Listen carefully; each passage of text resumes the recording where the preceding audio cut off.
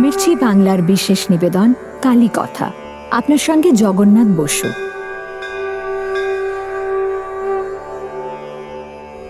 কালী পূজা এবং তার সাধক রামপ্রসাদ, মামা খ্যাপা, কমলাকান্ত, এরা সব মা কালীর সাধনা করেছেন প্রাণ ভরে। সন্তান হয়ে মায়ের পুজো করে গেছেন তারা। তাদের নিয়ে আমার কথা চলছে। খড়গেশ্বরী নদীর ধারে শ্মশান, সেখানে প্রথমা স্ত্রীর সব চিতায় জ্বলছে। আপন মনে গেয়ে উঠলেন কমলাকান্ত, কালী সব ঘুচালি ল্যাঠা, শ্রীনাথের লিখন আছে যেমন, রাখবি কিনা রাখবি সেটা। মায়ের ইচ্ছা পূর্ণ করতে আবার বিয়ে করতে হলো কমলাকান্তকে। পরিচয় হলো তন্ত্র সাধক কেনারাম চট্টোপাধ্যায়ের সঙ্গে। কমলাকান্তকে দীক্ষা দিলেন কেনারাম, একেবারে পাল্টে দিলেন কমলাকান্তের জীবন।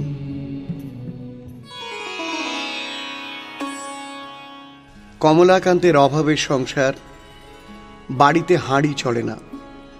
জগৎজননী স্বয়ং কিশোরীর বেশ ধরে এসে সিধে দিয়ে গেছেন তার বাড়ি বয়ে। এভাবে একবার দুবার নয়, বারবার কৃপা করেছেন মা তাকে। তখন কমলাকান্ত অত্যন্ত দরিদ্র অবস্থায় কাল কাটাচ্ছেন। বাড়িতে হাঁড়ি চলে না। যেমন কৃপা করেছেন তিনি রামপ্রসাদ মামা খ্যাপাকে, অভাব ভুলে আনন্দের সাগরে অবগাহন করেছেন কমলাকান্ত। প্রাণ ভরে লিখে গেছেন মায়ের গান, লিখেছেন সাধক রঞ্জন নামে তন্ত্রর বই। প্রচণ্ড ঝড়ে বেড়া ভেঙে গেছে। রামপ্রসাদ বেড়া বাঁধছেন, মেয়ে জগদীশ্বরী বেড়ার উপর থেকে দড়ির খুঁট ফিরিয়ে দিচ্ছে।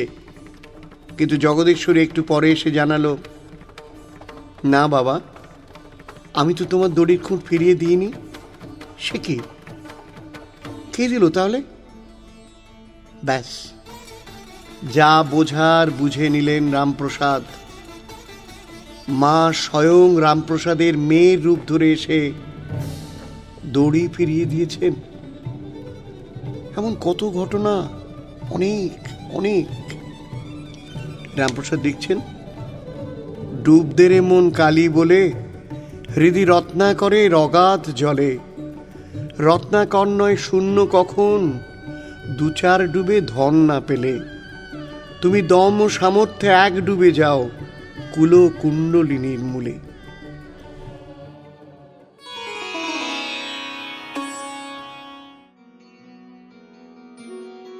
ডুবদেরে মন কালী বলে, হৃদি রত্নাকরে রগাত জলে। রত্নাকর নয় শূন্য কখন, দু চার ডুবে ধন না পেলে।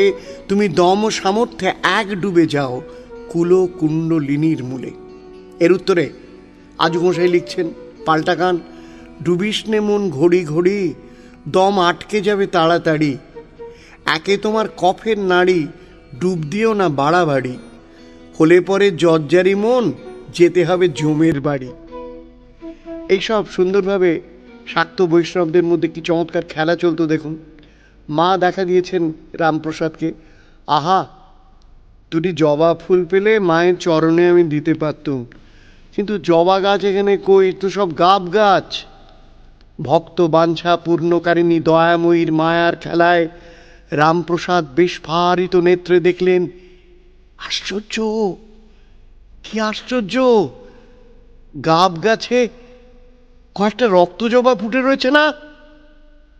শেষ জীবনে মাকে যেমন দেখেছেন সে কথা লিখছেন তিনি তার সেই বিখ্যাত গানে।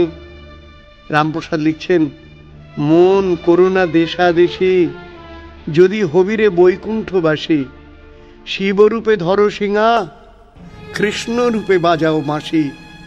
ওমা, রামরূপে ধরো ধনু, কালী রূপে করে ওসি। কি চমৎকার লেখা বলুন তো। আমার তো মাঝে মাঝে মনে হয় রামপ্রসাদ সেন যদি এই সময় জন্মাতেন উনি নোবেল প্রাইজ পেতেন। এখন তো সঙ্গীতকার গীতিকারকেও নোবেল প্রাইজ দেওয়া হচ্ছে সাহিত্যে, তা রামপ্রসাদ তো নিশ্চয়ই পেতেন, বোঝাই যাচ্ছে। প্রত্যেকটা গানের মধ্যে সম্প্রীতির বার্তাটা দেখেছেন, কৃষ্ণ কালী রাম সব পরপর কিভাবে এসে যাচ্ছেন। আর আমরা মিথ্যে মিথ্যে এখানে ঝগড়া করে মরি।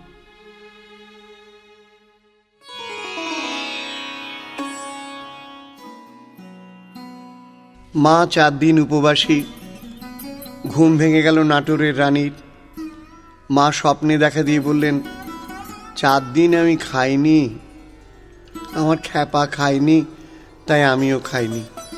আমাকে তোর পুরোহিত ভোগ দিয়েছিল, আমি তো খ্যাপাকে বলেছিলুম, খ্যাপা আয় আমার সঙ্গে খাবি আয়, তাই সে খেতে এসেছিল। তোর মন্দিরের পুরোহিত আর দারোয়ান মিলে কি মারটাই না মেরেছে আমার ছেলেকে, আর সে মার সব এসে পড়েছে আমার গায়ে। হ্যাঁ দেখ না, দেখ আমার পিঠে রক্তের দাগ দেখেছিস, দেখ না। এখন থেকে আমাকে খেতে দেওয়ার আগে যদি আমার খ্যাপা ছেলেকে খেতে না দিস, তাহলে কিন্তু আমি তোর ওই তারাপীঠের মন্দির ছেড়ে চলে যাব। তাই হবে মা, এখন থেকে আগে তোমার ছেলেকে ভোগ দেওয়া হবে, তারপর তোমার ভোগ হবে। রানী বললেন কেঁদে কেঁদে। আর একদিন মায়ের গায়ে অসাবধানে মূত্র ত্যাগ করলেন খ্যাপা। হই হই করে তেড়ে এলো সব। সদানন্দময় পুরুষ বালকের মতো সরলতাময় হাসি হাসতে হাসতে বললেন, আমার মায়ের গায়ে আমি করেছি, তাতে তোদের কিরে শালা? দিগম্বর মহাপুরুষ নিঃসংকোচে ঘুরে বেড়ান শ্মশানে মশানে। দর্শনার্থীদের প্রতি কখনো দয়া হলে বলেন, মালটাল কিছু এনেছিস তো বার কর। মালটান মানে কারণ বা গঞ্জিকা। মাতৃবিয়োগ হচ্ছে বামা খ্যাপার। ভাইকে বললেন, খুব ঘটা করে মায়ের শ্রাদ্ধ করতে হবে, অনেক লোক খাওয়াতে হবে, বুঝলি? কিন্তু ঘরে 1 কানা করিনি, কি হবে তাহলে?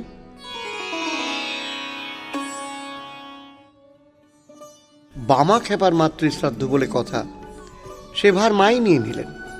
শ্রাদ্ধের দিন দলে দলে মানুষ এসে অপর্যাপ্ত জিনিসপত্র দিয়ে গেলেন। শ্রাদ্ধ তো মিটল, শয়ে শয়ে লোক এসেছেন, কিন্তু খোলা আকাশের তলায় তারা খাবেন কি করে? আকাশের যে অবস্থা, এক্ষুনি তো প্রবল বর্ষণ শুরু হলো বলে অভয় দিলেন বামা খ্যাপা। বললেন, কিচ্ছু ভাবিস না তোরা, কারো খাওয়ার কোনো ব্যাঘাত ঘটবে না। আকাশ ভেঙে বৃষ্টি নামলো। কি আশ্চর্য, শ্রাদ্ধের জায়গাটুকুতে বা লোক খাওয়ানোর জায়গায় 1 ফোঁটা বৃষ্টি নেই, আর অন্যদিকে বৃষ্টি পড়ছে। জানেন, এরকম অসংখ্য অলৌকিক কাহিনী জড়িয়ে আছে সাধক বামা খ্যাপার জীবনের সঙ্গে। আজও তো দেখতে পাই বহু মানুষ বীরভূমের যাচ্ছেন, বামা খ্যাপার মন্দিরে যাচ্ছেন, সেখানে তাকে নিয়ে পুজো দিচ্ছেন বিশালভাবে। এখনও বামা খ্যাপার ভক্ত প্রচুর, মা তারার ভক্ত। মা তারার মূর্তির মধ্যে একটা অদ্ভুত, ওই ভয়ঙ্করতার মধ্যেও কিন্তু একটা অদ্ভুত অভয় দান আছে, একটা কোথাও বড়া ভয় দেয়া আছে। সেটা মাঝে মাঝে যখন ওই ছবির দিকে তাকাই আমি নিজেও অনুভব করি।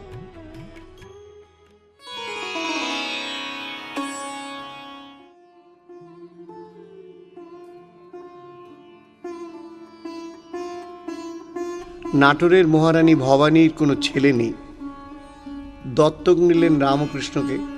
কিন্তু জমিদারিতে তার মন কই? তার তো মন পড়ে আছে ধর্মকর্মে। রানীর গুরু রঘুনাথ তর্কবাগীশের পরামর্শ মতো বিয়ে দেয়া হলো রামকৃষ্ণের। ছেলেও হলো, সুন্দরী স্ত্রী, মন ভোলানো ছেলে, অতুল ঐশ্বর্য, মান যশ প্রতিপত্তি। কিন্তু এই সব কিছুই টানতে পারে না রাজা রামকৃষ্ণকে। তার মন পড়ে আছে নাটোরের কাছে, ভবানীপুরের জয়কালীর পায়ে। সুযোগ পেলেই চলে যান সেখানে। চলে পূজা, জপ, ধ্যান। কখনো বা ছোটেন তারাপীঠে পঞ্চমুণ্ডির আসনে বসে ধ্যানের আনন্দে ডুবে যান। হেস্টিংসে এবং অন্যদের চক্রান্তে জমিদারির 1-এর পর 1 অংশ হাতছাড়া হয়ে যাচ্ছে। রামকৃষ্ণ কিন্তু নির্বিকার। এখন আর তিনি রাজা নন, সন্ন্যাসী রাজা। কোম্পানি তার রাজস্ব পাচ্ছে না, জমিদারির 1-এর পর 1 অংশ নিলামে চড়ছে। আর এদিকে মহানন্দে জয়কালীর পুজো করে যাচ্ছেন রামকৃষ্ণ। সংসারের বন্ধন থেকে মুক্ত করে দিচ্ছেন মা মুক্তকেশী। নাটোর থেকে মাইল 5-6 দূরে বাগসরের শ্মশান। সেই শ্মশানই হয়ে উঠল রাজা রামকৃষ্ণের সাধন ক্ষেত্র। মা মা বলে খালি ডাকেন, কখনো বা গেয়ে ওঠেন, এখনো কি ব্রহ্মচারী হয়নি মা তোর মনের মতো? অকৃতি সন্তানের প্রতি বঞ্চনা করমা কত। শ্রীরামকৃষ্ণের স্বপ্নে দেওয়ার নির্দেশ অনুসারে কলকাতার ইনগার্ডস থেকে আদ্দামাকে উদ্ধার করলেন অন্নদা ঠাকুর। সে মূর্তির ছবি রেখে মূর্তিকে গঙ্গায় বিসর্জন দিলেন, এও মায়েরই নির্দেশে। পরে সেই ছবির মতো করেই তৈরি হয়েছে অন্য মূর্তি। তার আগেই মাতৃ সাধনায় সিদ্ধ হয়ে শরীর ত্যাগ করেছেন এই মাতৃ সাধক।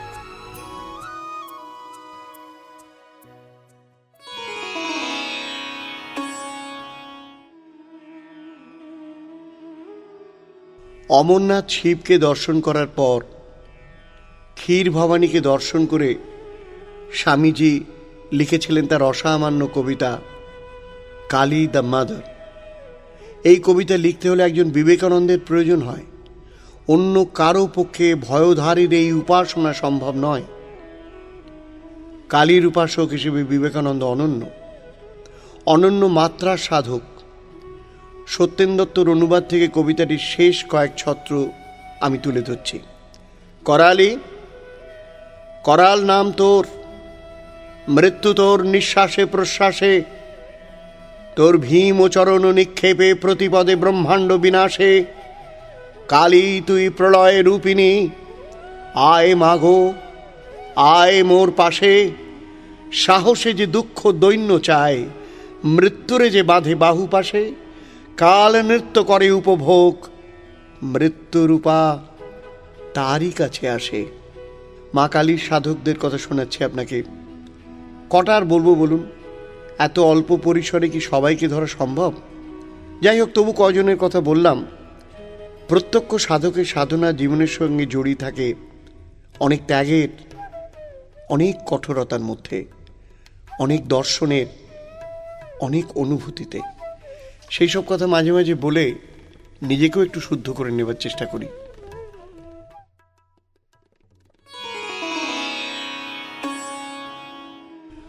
গঙ্গার তীরে দক্ষিণেশ্বরে অবস্থিতা শ্রী শ্রী দক্ষিণা কালিকা দেবীকে আমি ভজনা করছি। রানী রাসমণি মায়ের মহতী কৃপা, স্বপ্নাদেশ লাভ করে স্নান যাত্রার পুণ্যতিথি পূর্ণিমাতে ভক্তি সহকারে তিনি এই মায়ের মূর্তি প্রতিষ্ঠা করেছিলেন। মায়ের মূর্তিটি পাষাণ নির্মিতা বটে, কিন্তু চিন্ময়ী ও লীলাময়ী এবং কৃপামৃতের সমুদ্র। আমি দক্ষিণেশ্বর স্থিতা দক্ষিণা কালীর ভজনা করছি। এই পরমা দেবী মায়া নন, ব্রহ্মময়ী ও পরমেশ্বর মহিষী মহামায়া। মায়ার আবার দুই ভেদ, বিদ্যা অবিদ্যা। এই দুই মহামায়ার শক্তিও দুই প্রকার মূর্তি। এই দুই শক্তির দ্বারা মহামায়া জীবের মুক্তি গ্রন্থি ও বন্ধনকারিণী। আমি দক্ষিণেশ্বরপুরে অবস্থিতা শ্রী দক্ষিণা কালিকার বন্দনা করছি। সেই সঙ্গে দক্ষিণেশ্বরে নরাকৃতি পরম পুরুষ শ্রীরামকৃষ্ণদেবকে কাছে পেয়ে পৃথিবীতে মায়ের বিচিত্র মাধুর্যপূর্ণ লীলা সংঘটিত হয়েছিল। ঠাকুর শ্রীরামকৃষ্ণ পবিত্রভাবে মায়ের পুজো করতেন এবং সেই পূজার কাহিনী অদ্ভুত। আমি মনে মনে দক্ষিণেশ্বরাধিষ্ঠাত্রী শ্রী দক্ষিণা কালিকাকে বন্দনা করছি। গঙ্গা তীরে অবস্থিত দ্বাদশ শিবালয়ের কাছে মায়ের বিশাল মন্দিরের কি অপূর্ব শোভা। মায়ের দর্শনার্থী সহস্র সহস্র যাত্রীর কোলাহলে মন্দির মুখরিত। মন্দিরের মধ্যে বিরাজিতা আনন্দময়ী মাতার করুণা সহাস্য বদনে প্রকাশ পাচ্ছে। আমি মনে মনে দক্ষিণেশ্বর স্থিতা শ্রী দক্ষিণা কালিকার বন্দনা করছি। মায়ের বিশুদ্ধ সান্নিধ্যে এসে বিদ্বান ও সংসান্বিত চিত্ত শ্রীমান নরেন্দ্র মায়ের কাছে শ্রদ্ধা, জ্ঞান ও শুদ্ধা ভক্তি পাবার জন্য প্রার্থনা করলেন এবং তিনি পরে বিশ্ববন্দিত মহান যুগনায়ক স্বামী বিবেকানন্দ হলেন। মনোরম দক্ষিণেশ্বরপুরে অবস্থিতা শ্রী শ্রী কালিকা মাতা ভবতারিণীকে আমি বন্দনা করছি। দুস্তর ভবার নব থেকে মাই সর্বদা আমাকে উদ্ধার করেন। তার পুণ্যক্ষেত্র দক্ষিণেশ্বরে ঠাকুরের প্রকটকালে যে সমস্ত বিচিত্র ঘটনা ঘটেছিল, আনন্দময়ী তা দেখে পরম আনন্দ লাভ করত।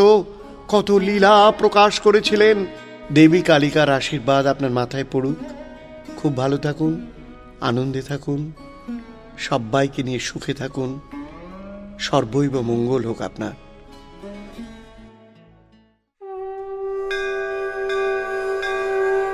শুনছিলেন কালী কথা, সঙ্গে ছিলেন জগন্নাথ বসু। মির্চি 98.3 প্রভাতী অনুষ্ঠানের অংশবিশেষ দিয়ে সাজানো আমাদের এই বিশেষ অনুষ্ঠান কালী কথা, যা আপনি শুনতে পারবেন শুধুমাত্র মির্চি বাংলা ইউটিউব চ্যানেল এবং গানা অ্যাপে। সাবস্ক্রাইব করুন গানা অ্যাপে।